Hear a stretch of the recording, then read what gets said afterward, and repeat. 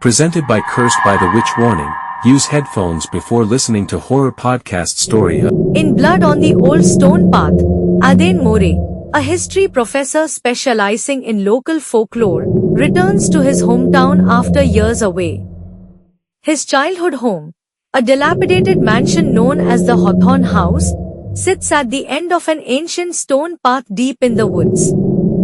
This path, referred to ominously by locals as the Old Stone Path, is associated with unsettling legends and whispers of dark rituals, mysterious disappearances, and cursed souls.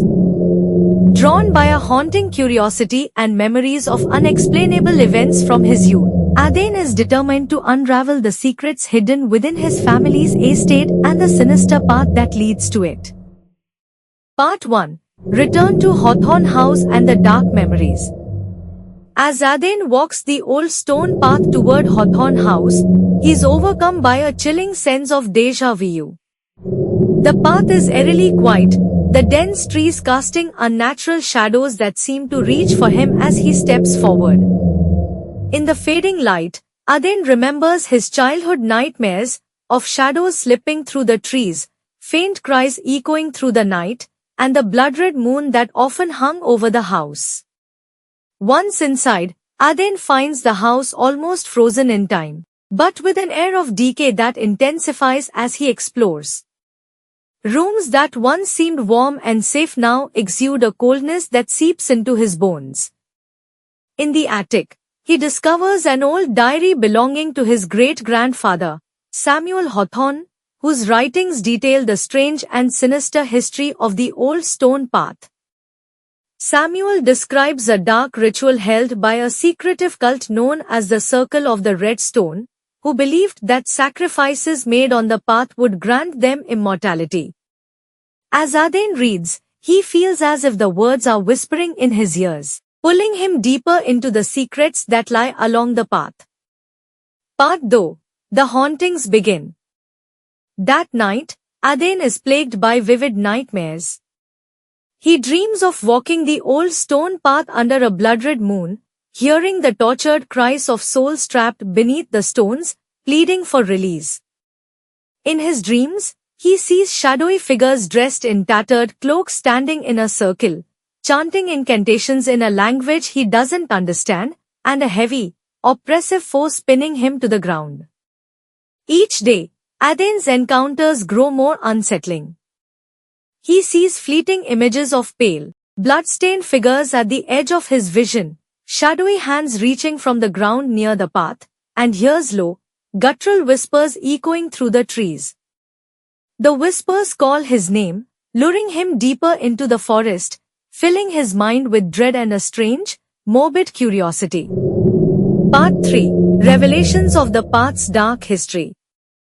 Desperate for answers, Adain visits the town's elderly historian, Mrs. Whitmore, who reluctantly reveals the chilling history of the Old Stone Path. She explains that the path was built centuries ago by the Circle of the Red Stone to serve as a conduit between the physical world and the spirit realm. The cult performed blood rituals there, sacrificing innocents to sustain their own lives. The spirits of those sacrificed are believed to be trapped beneath the stones, cursed to haunt the path and any who dare walk upon it. Mrs. Whitmore warns Adain that anyone who attempts to uncover the secrets of the path risks awakening the curse, a fate that befell many in his family. She shares that his own great-grandfather, Samuel, went mad after his encounters on the path, speaking of voices, shadows, and blood that seemed to seep from the very stones. Despite her warnings, Adain's curiosity grows, and he decides to conduct his own investigation, hoping to find answers to the horrors that plague his nights. Part 4. The Descent into Madness.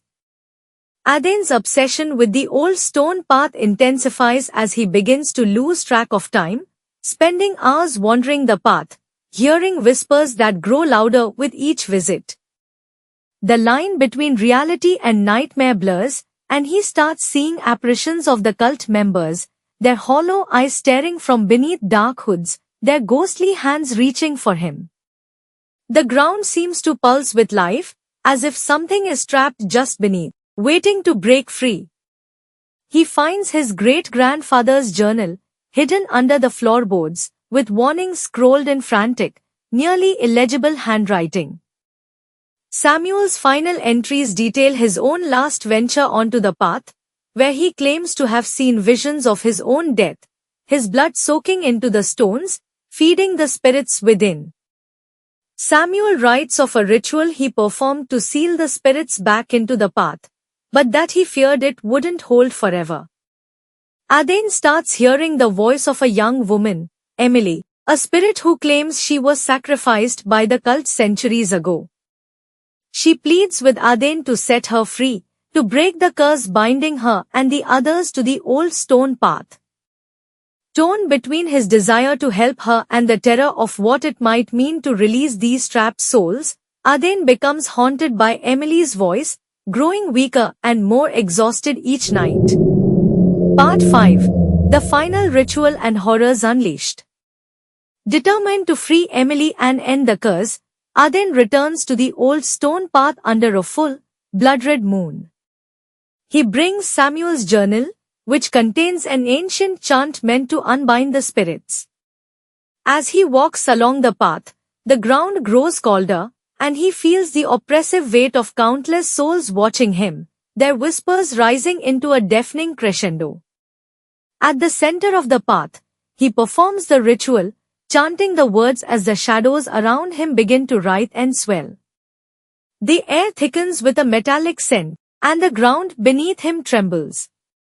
One by one, ghostly forms rise from the stones, their faces twisted in anguish, blood dripping from their eyes as they reach out toward him, their mouths open in silent screams.